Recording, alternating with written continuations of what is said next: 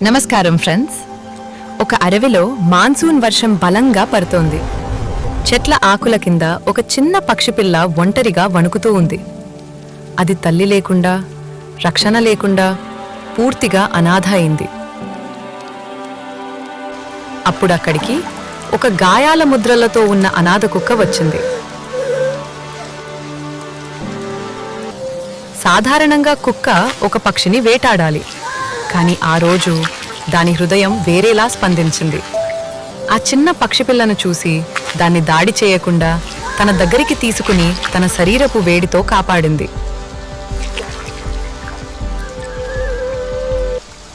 ఆ క్షణం నుంచి వేటగాడు కావాల్సిన జంతువు ఒక తల్లిలా మారింది. రోజులు గడిచాయి. ఆ కుక్క ఆ పక్షిపిల్లను రక్షిస్తూ చూసుకుంది.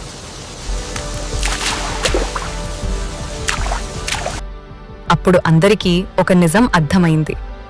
కుటుంబం రక్తంతో కాదు, ప్రేమతో, దయతో ఏర్పడుతుంది.